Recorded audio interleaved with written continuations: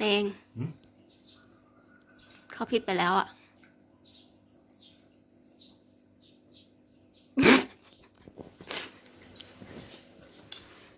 เขาแค่ไปซื้อทูน่า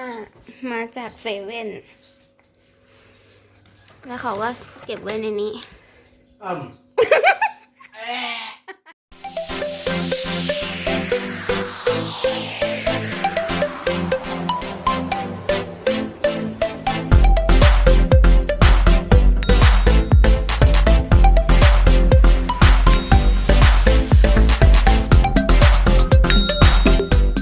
สวัสดีค่ะทุกคนวันนี้นะเราก็มีแผนการชั่วร้ายคือเราจะมาแกล้งแฟนกันนะคะ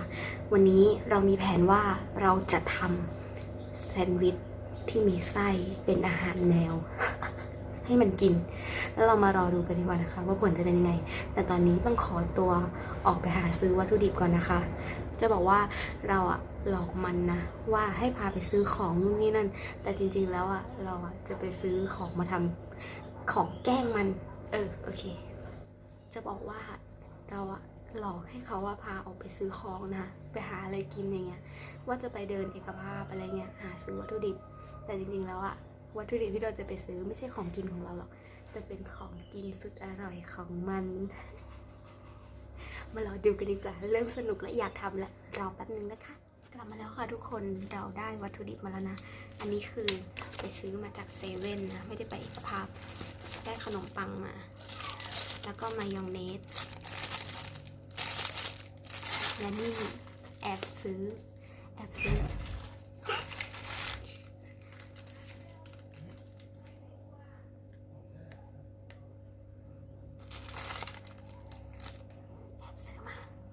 เสร็จแน่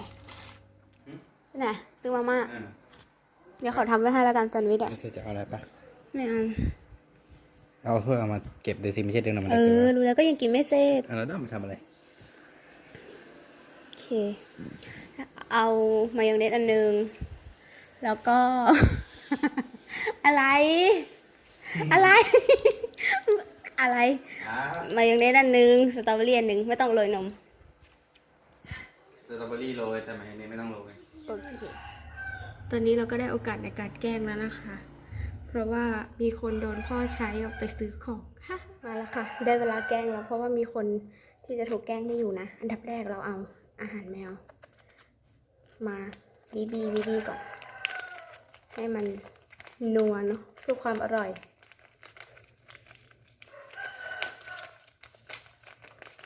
เขาเรียกว่าวัตถุดิบเป็นการผสมไส้แซนด์วิชพี่โดมาซอสเป็นนี่ต่างเลยซอสอะไรคะซอสมาต่อกันนะทุกคนเมื่อกี้แม่ของเหยื่อมาตอนนี้เราเลยต้องแกล้งทำเป็นว้ายขนมปังไส้แยมเมื่อกี้ทำร่วงแต่ไม่เป็นไรหรอกโด่งเขาชอบของร่วงแล้วอ่ะอร่อยรู้สึกมันจะโดนมันจะมา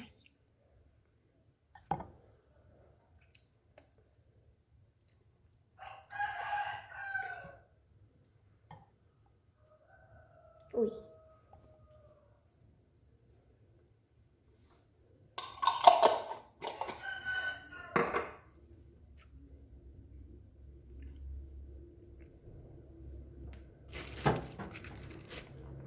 นี่ค่ะลองมาเทใส่ถ้วย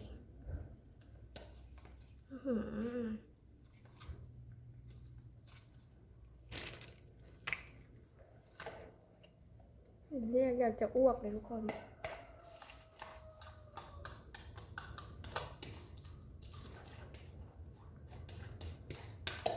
บีก่อน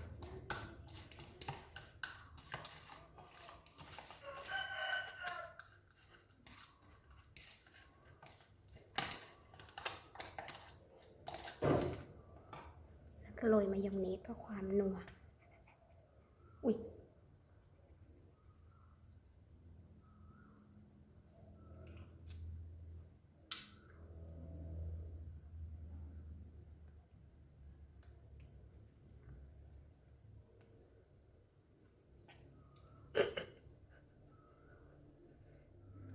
ก็รู้สึกผิดนะทุกคนแต่ว่าแกล้งก็พอรักกันเนาะถ้าไม่รักก็คงไม่แกล้ง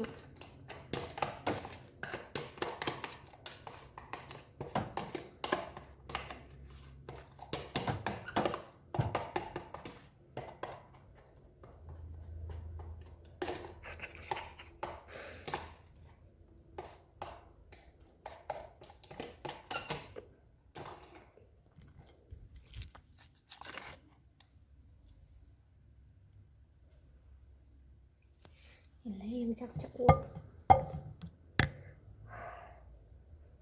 แต่ไม่เป็นไรรักหรอกจึงทำให้กินระแวงนี่ตัดก่อนกลายเป็นแซนด์วิชแล้วเอาตรงนี้ก่อน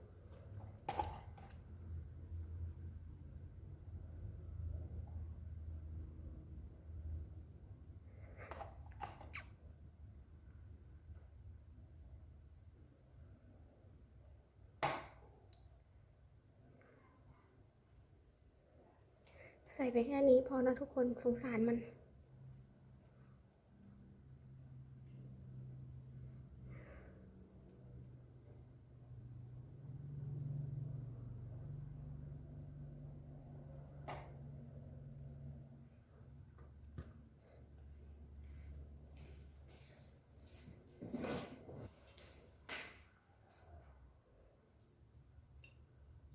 จานเสิร์ฟ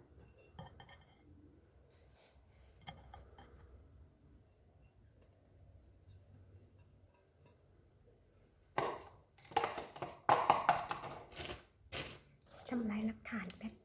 ทุกคนเหยื่อของเรากลับมาแล้วค่ะเดี๋ยวเรามารอดูกันค่ะนี่นะคะเราทำเสร็จแล้วแซนด์วิช for แฟนนะคะ คราวนี้เราจะมา มีไส้อะไรบ้างแนะนำก่อน มายองเนส มายองเนสทูน่าแล้วก็แยมสตรอเบอรี่ เธอไม่เชื่อเหรอว่าทูน่าบ้านเธอก็มีก็เขาเจอเขาถึงได้เอามาทำ ไม่เชื่อ อ่ะ ก็จำได้ว่าบ้านเขามันไม่มี มันมีอยู่กระปุกเล็กนิดหนึ่งระวัง อันนี้เราจะเบิร์นนะคะ ให้มันไม่ไหม้นิดหนึ่งเพื่อความอร่อยแต่ยังยากเขากลัวว่ะ พอแล้ว มีกลิ่นน้ำหอมด้วยทูน่า แล้วหันไปทางแก้วทางอะไรโอ้ไหม หอมกลิ่นขนมปัง หรือว่าจะโดนจับได้แล้วนะ กว่าจะแอบออกมาจากห้องครัวยากมาก แอบยัดใส่พุงตรงนี้มา ที่แรกอ่ะ มันสั่งให้เราทำแค่ไส้แยมสตรอเบอรี่แล้วก็มายองเนส แล้วทีนี้เราก็ทำไส้อาหารแมวให้มัน แล้วมันก็มาเปิดดูแล้วมันก็บอกว่า อันนี้ไส้อะไร เราก็เลยบอกว่าไส้ปลาทูน่า เห็นในบ้านเธอมีในตู้เย็นเธอมีมันก็ บ้านเขาไม่มีไม่ใช่หรอปลาทูน่า แต่เราก็เลยเถียงสุดใจว่าเราเจอมา ตอนนี้มันก็คงเชื่อละมั้ง เพราะมันก็ดมๆแล้วมันหอมน่ากินดี เดี๋ยวเรามารอดูตอนมันมากินดีกว่านะ เพราะว่าตอนนี้มันออกไปซื้อของอีกรอบนึงแล้วอันนี้จะเป็นไส้มายองเนส อันนี้ไส้อาหารแมว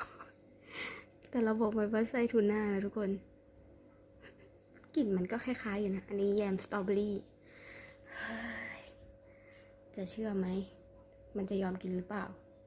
เรามารอดูกันนะทุกคน อันนี้ที่เป็นสีดำๆนี่คือมันบอกว่ามันอยากเอาไฟมาเบิร์นนู่นนี่นั่นให้อร่อยนะ เราก็ตามแต่เรื่องเลยค่ะ เพราะยังไงหลังจากนี้คุณก็จะได้อร่อยเต็มที่เลยเดี๋ยวเรามารอดูนะ ว่าจะเป็นยังไง นี่ชิมหน่อยฝีมือเขา แล้วบอกเลยอันไหนอร่อยที่สุด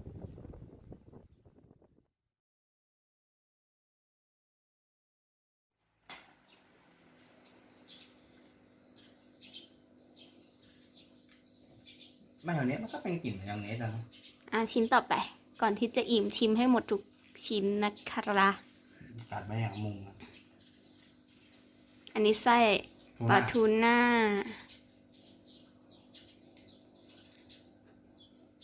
อ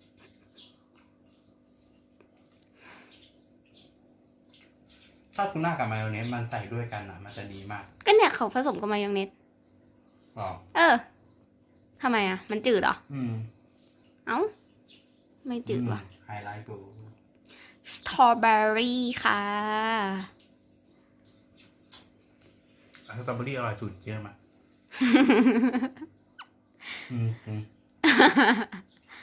โห น้อยใจเลย น้องมายองเนสกับน้องทูน่า อร่อยสุดแล้วอันเนี้ย จริงเหรอ จะไม่กินหรอ จะดูเป็นรูปบ้านเลย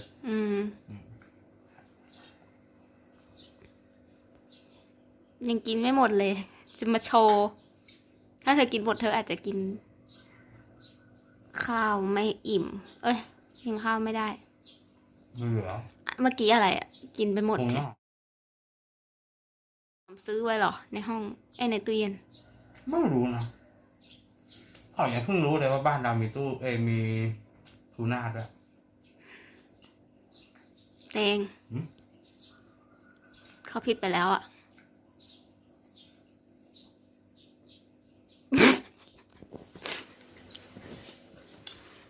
เขาแค่ไปซื้อทูน่ามาจากเซเว่น แล้วเขาก็เก็บไว้ในนี้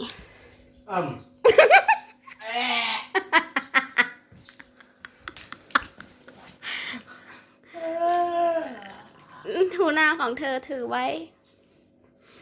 ถึงว่ารสชาติมันแปลก อร่อยไหม ๆคำสุดท้ายก็ดีเลย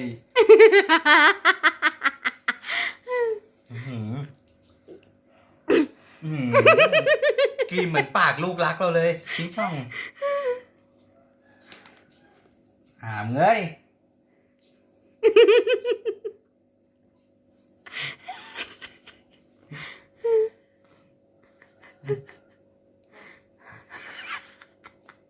ไม่อ้วกนะไม่อ้วกนะไม่เป็นไรไม่เป็นไร แค่นี้เอง จิบจ้อย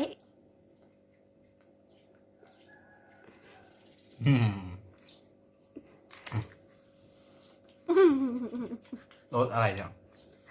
ทูน่าเยลลี่ด้วย กูถึงว่ามันแปลกๆมันแปลกตรงไหนรู้ไหม กูแหวกดูไส้ทูน่า มันก็แปลกอยู่ตรงที่ว่า มันเป็นทูน่านะ แล้วมันเสริมมีเยลลี่ด้วยใส่กูก็งงว่ามันอะไรตอนแรกก็ไม่เอกใจเลย ก็ตื่นไป พอมึงเฉลย มึงไปแอบซื้อมาตอนนั้นนี่เองดูแล้วดีนะเอาทูน่ามา มึงไม่เอารสตับรสอะไรมาอ้วกแตกเลย ก็รสตับมันไม่เนียนอ่ะ ต้องรสนี้แหละ กินไม่ลงนะ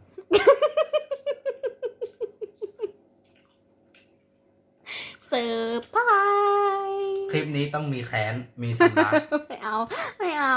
อย่ารู้เลยแกล้งกับคนอย่างมะโด่ง ไม่เอา มะโด่งเอาคืนหลายเท่า ไม่ มะโด่งนี่แค่จะอ้วกนะ แต่อย่าไม่อ้วก แต่ถ้าโด่งเอาคืนน่ะ ถึงขั้นเลือดตกยางออก เวอร์มาก เข้าออกปากทะลุออกตูด ก่อนอื่นนะคะทุกคนเราต้องบอกก่อนว่า อาหารแมวนะ กินได้นะ ไม่มีพิษไม่มีภัยอะไรหรอก แต่ร นะ สชาติคนอ้วก แต่รสชาติอาจจะแย่นิดนึงนะ ไม่นิดอ่ะ ไม่นิดเลย ไม่รู้ไม่เคยกิน ต้องถามคนกินนะว่ามันดีไหมอร่อยไหม รู้สึกเหมือนกูเป็นแมว รู้สึกเหมือนเป็นแมวอะ